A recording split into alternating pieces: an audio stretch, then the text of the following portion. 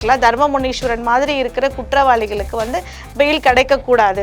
So இவங்கெல்லாம் உண்மையாக இந்த மாதிரி குற்றம் செஞ்ச தர்மமுனீஸ்வரன் போன்றவர்கள்லாம் இருந்து இதுக்கப்புறம் என்ன பண்ண போகிறாங்க? நீதிபதி பிரீதா அவர்கள் வந்து இரட்டை மரண தண்டனை கொடுத்துருக்காங்க. ஒரு வயது முதிர்ந்தவரை வந்து கற்பழிப்பு வழக்கில் உள்ளே போயிட்டு ஜாமீன் கிடச்சி வெளியில் வந்துட்டு தான் இந்த ஒரு கேவலமான விஷயத்த பண்ணியிருக்காரு. அவனுக்கு வந்து அந்த பனிஷ்மெண்ட் கண்டினியூ ஆயிருந்துச்சுன்னா இந்த மாதிரி ஒரு சில விஷயங்களை தவிர்த்திருக்கலாம். இயற்கை உபாதை கழிக்க கூட போகிறதுக்கு ஒரு பெண்ணுக்கு வந்து ஒரு உரிமை இல்லை, ஒரு சுதந்திரம் இல்லை.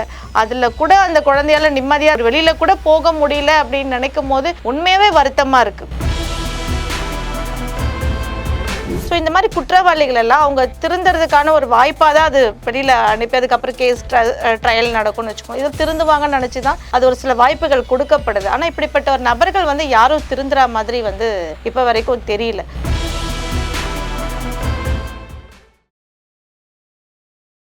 Periyar Maniamai Institute of Science and Technology, Tanjavur. ECE with specialization in AI and ML, IoT, robotics and industrial automation. ஆச்சி மசாலா. எந்த சமையலும் ருசி தேடும் ரகசியம் ₹20. ஹாய் யூஸ், இன்னைக்கு நம்ம இன்டர்வியூவில் நம்முடைய இணைஞ்சிருக்க சிறப்பு விருந்தினர் சென்னை உயர்நீதிமன்றத்தின் வழக்கறிஞர் திருமதி புஷ்பவதி அவர்கள். வாங்க பேசுவோம்.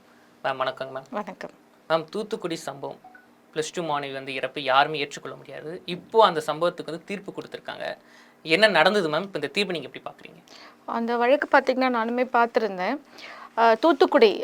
தூத்துக்குடியில் வந்து வேடநத்தம் என்ற இந்த ஊரில் வந்துட்டு அந்த கிராமத்தில் அந்த மாணவி பார்த்திங்கன்னா மாணவி +2 படிக்கிற மாணவி வந்து கடைசியாக +2 எக்ஸாம் எழுதிட்டு 12ஆம் வகுப்பு தேர்வு எழுதிட்டு அன்னைக்கு வராங்க. வீட்டுக்கு வந்ததுக்கப்புறம் இயற்கை உபாதை கழிக்கிறதுக்காக அந்த பொண்ணு வந்து அந்த வயல்வெளியில் அந்த மாதிரி அந்த இடத்துல போயிருக்கும் போது அந்த பொண்ணை வந்து ஃபாலோ பண்ணிவிட்டு ஒரு ஒரு நபர் வந்து அந்த பொண்ணை வந்து கற்பழிச்சிருக்காங்க அப்படின்னு பார்த்தோம். அந்த நபர் யாருன்னு கேட்டிங்கன்னா அதுக்கப்புறம் அந்த ஒரு மூதாதையரை, ஒரு வயது முதிர்ந்த ஒரு அம்மாவை வந்து கொலை பண்ணிட்டு அந்த கேஸில் அரெஸ்ட் ஆகி ஜாமீனில் வந்திருக்கிற ஒரு கைதி அவர். நம்ம இதை பற்றி அப்புறமா இதை பார்ப்போம். இது முடிஞ்ச உடனே பார்க்கலாம். அந்த மாணவி பார்த்திங்கன்னா மார்ச் 10ஆம் தேதி அன்னைக்கு அந்த மாணவி வந்து காணாமல் போயிடுறா. ஸோ தேடும் போது அடுத்த நாள் 11ஆம் தேதி பார்த்திங்கன்னா சடலமாக மாணவியை மீட்கப்படுது. சடலமாக மீட்கப்பட்டதுக்கப்புறம் கேஸ் விசாரணை நடைபெற்று ஒரு 10 நாள் இடைப்பட்ட காலம், 10 நாட்களுக்கு அப்புறம் தான் அந்த பொண்ணை வந்து தகனம் பண்ணுறாங்க. அதுக்கப்புறம் இப்போ ஸ்பீடி உங்களுக்கு கேஸ் வந்து முடிச்சுட்டு இப்போ இன்றைக்கி தான் வந்து பார்த்திங்கன்னா அதுக்கு தூத்துக்குடி போக்சோ நீதிமன்றம் 2வது அமர்வு நீதிமன்றத்தில் வந்து பார்த்திங்கன்னா நீதிபதி பிரீதா அவர்கள் வந்து இரட்டை மரண தண்டனை கொடுத்துருக்காங்க. ஸோ இந்த வழக்கில் பார்த்திங்கன்னா அந்த நபர் வந்து ஒரு வயது முதிர்ந்தவரை வந்து கற்பழிப்பு வழக்கில் உள்ளே போயிட்டு ஜாமீன் கிடச்சி வெளியில் வந்துட்டு தான் இந்த விஷயத்த பண்ணுறார். இந்த ஒரு கேவலமான விஷயத்த பண்ணியிருக்கார்.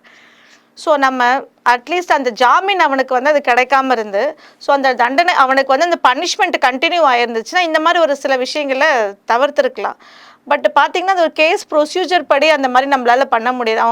அவன் வந்து தண்டனை கிடச்சி போகிறான் அப்படின்னா, ஒரு கேஸ் ஃபைல் பண்ணி போகிறான் அப்படின்னா உடனே பெயில் போட்டு இவ்வளோ டேஸ்க்குள்ளே எடுத்துடுறாங்க. பர்டிகுலராக ஒரு 90 டேஸ்க்குள்ளே பெயில் கிடச்சி எடுத்துடுறாங்க.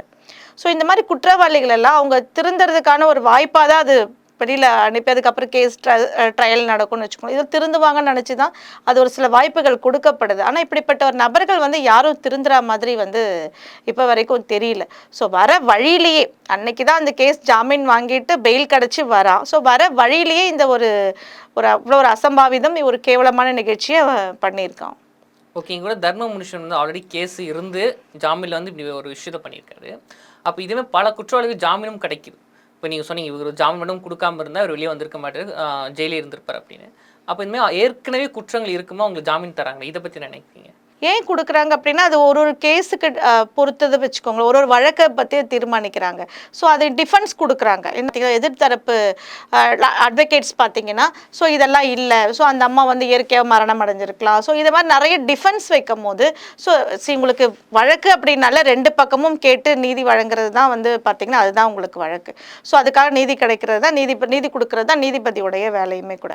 ஸோ அப்படி இருக்கும் போது 2 தரப்புமே நான் இல்லை, ஸோ இந்த மாதிரி ஒரு டிஃபென்ஸ் எடுக்கும் போது டிஃபென்ஸ் எடுக்கும்போது அந்த கேஸ் வந்துட்டு ஓகே சில இதெல்லாம் சொல்கிறாங்க அந்த அம்மா தெரிஞ்சவங்க தான், ஸோ அவங்களுக்கு இயற்கையாகவே மரணம் அடைஞ்சிருக்கலாம், இந்த மாதிரி சில காரணங்கள் ஏற்றுக்கொள்ளும்படி அவங்க அதை டிஃபென்ஸ் வைக்கும் போது அந்த மாதிரி உங்களுக்கு வந்து ஒரு பெயில் கிடச்சிடுது.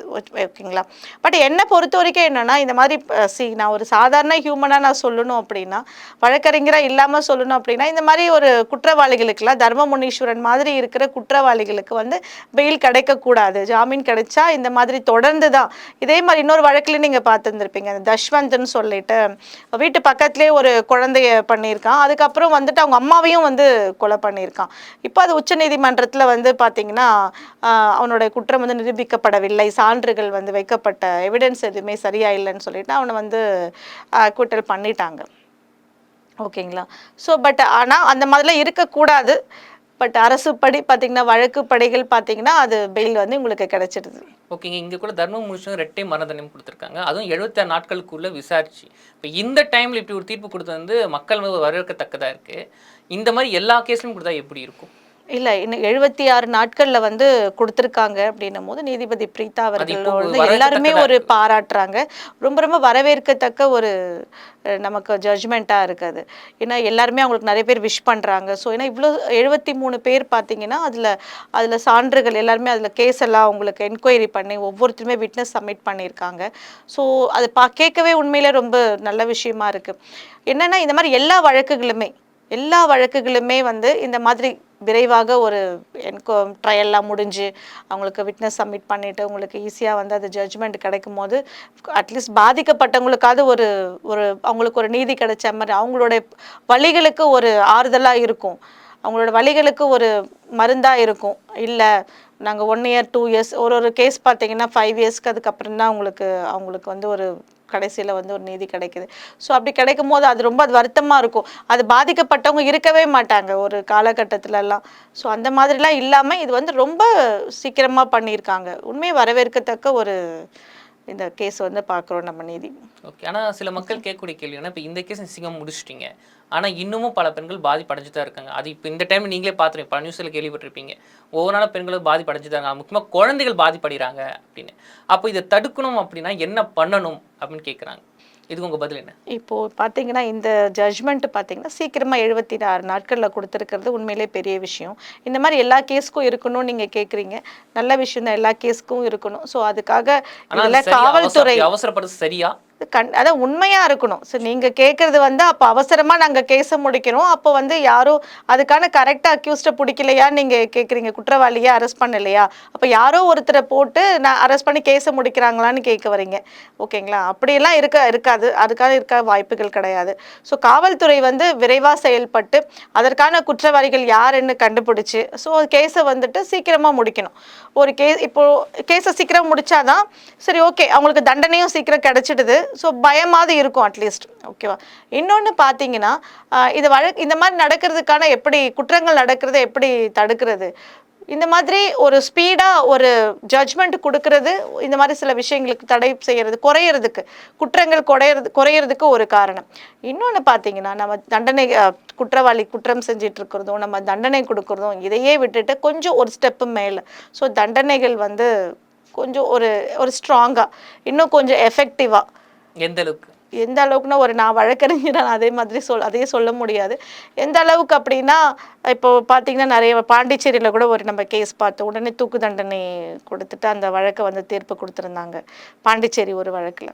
ஸோ அந்த மாதிரி குற்றங்களின் வீரியத்தை பொறுத்து ஒரு விரைவான ஒரு தண்டனை கொடுத்து அதையும் கொஞ்சம் நல்லா ஸ்ட்ராங்காக அந்த மாதிரி அதை பண்ணும் போது எல்லாருக்கும் ஒரு பயம் இருக்கும். சரி இதை பண்ணினா நமக்கு கண்டிப்பாக நம்ம இதுக்கான தண்டனை நமக்கு கிடைக்கும்ன்ற ஒரு பயம் எல்லாருக்குமே வரணும். இந்த வழக்கில் பார்த்தீங்கன்னா அந்த பெண் எந்த இதுவுமே செய்யலை. ஓகேங்களா? ஒரு இயற்கை உபாதை கழிக்க கூட போகிறதுக்கு ஒரு பெண்ணுக்கு வந்து ஒரு உரிமை இல்லை, ஒரு சுதந்திரம் இல்லை.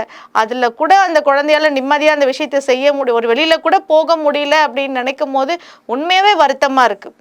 ஸோ இவங்கெல்லாம் உண்மையாக இந்த மாதிரி குற்றம் செஞ்ச தர்ம முனீஸ்வரன் போன்றவர்கள்லாம் இருந்து இதுக்கப்புறம் என்ன பண்ண போகிறாங்க? இன்றைக்கி அந்த பொண்ணு, நாளைக்கு வேறு பொண்ணு, நாளைக்கு தாய், இந்த மாதிரி தான் அவங்களுடைய எண்ணம் ஃபுல்லாக இந்த மாதிரி தான் இருந்திருக்கு. இவ்வளோ அழுக்காக தான் இருந்திருக்கு அவங்களுக்கு. இதை தான் தொடர்ந்து செய்வாங்க நாளைக்குமே. ஸோ ஒரு பெண் அப்படின்னாலே எந்த பாதுகாப்புமே இல்லை. அப்போ பெண்களுக்கு இப்போ எல்லாரும் சொல்ற பெண்களுக்கு பார்த்தீங்கன்னா இதெல்லாம் சொல்லிக் கொடுங்க, குட் டச் சொல்லிக் கொடுங்க, பேட் டச் சொல்லி, ஏன் பெண்களுக்கே சொல்லிக் கொடுக்கணும், ஏன் ஆண்களுக்கு சொல்லிக் கொடுக்க கூடாதா? இதெல்லாம் நீ பண்ணக்கூடாது, இதெல்லாம் நீ பண்ணினா நாளைக்கு வந்து இதெல்லாம் தவறான எண்ணத்தில் கொண்டு போய் விட்டுடும், தவறான வழியில் விட்டுடுவான். ஸோ இதெல்லாம் செய்யக்கூடாது. ஒரு பெண் குழந்தையோட சகோதரியாக பார்க்கணும். ஏன் அவங்க ஆண்களுக்கு சொல்லிக் கொடுக்கறது கிடையாது? அது ஒரு விஷயம் சொன்னீங்க, பெண்களுக்கு குட் டச் பேட் டச் சொல்லி தரும், ஆனால் ஆண்களுக்கு வந்து பெண்களை அனுமதியெல்லாம் தொடக்கூடாதுன்னு சொல்லி தரமான்னு சொன்னீங்க. ஸோ அந்த மாதிரி சொல்லிக் கொடுக்கணும். ஒரு பெண்ணை வந்து அனுமதி இல்லாமல் தொடக்கூடாது. சில அன்டச்சபிள், அதாவது ஒரு எந்த இடத்துலலாம் தொடக்கூடாதோ அதெல்லாம் செய்யக்கூடாதுன்றத ஒரு எல்லா பேரண்ட்ஸுமே அந்த குழந்தைங்களுக்கு சொல்லிக் கொடுக்கணும். ஆண் பிள்ளைங்களுக்கும் சொல்லிக் கொடுக்கணும். அப்படி பார்த்தா ஆண் பிள்ளைகள் எந்த சின்ன குழந்தைங்களும் இந்த வேலையை செய்யறது கிடையாது. எல்லாருமே வயது முதிர்ந்து, ஏங்க அப்போ நான் வந்து இதெல்லாம் இவங்களுக்குலாம் சின்ன வயசுலேயே சொல்லி கொடுத்துருக்க மாட்டாங்களா அப்படின்னா, அது வந்து சின்ன பசங்க இப்போ யாருமே செய்யலை. ஓகேங்களா? இப்போ அதெல்லாம் நல்ல வயது முதிர்ந்து ஒரு 30 வயசு குழந்தை ஒருத்தன் வந்து தான் அந்த குழந்தைய வந்து அப்யூஸ் பண்ணிகிட்டு இருக்கான். ஓகேங்களா? அப்போ அந்த 30 வயசு இருக்கிறவனுக்கு வந்து குட் டச் பேட் டச் எதுன்னு தெரியாதா? ஸோ தெரியும் இல்லையா? ஸோ இதெல்லாம் இந்த மாதிரி இருக்கவங்களை தெரிந்து தவறு செய்பவர்களை வன்மையாக கண்டிக்கணும். வன்மையாக தண்டனை கொடுத்து அவங்களுடைய தண்டனையை வந்து கொஞ்சம் எஃபெக்டிவாக மாற்றணும். ஸோ மாற்றினா இந்த மாதிரி வந்து சில விஷயங்கள் நடைபெறதுக்கு நல்லாயிருக்கும். நன்றிங்க மேம், தொடர்ந்து பேசுவோம். Periyar Maniammai Institute of Science and Technology, Tanjavur. ECE with specialization in AI and ML, IoT, robotics and industrial automation. ஆச்சி மசாலா. எந்த சமையலும் ருசி தேடும் ரகசியம் 20 ரூபாய்.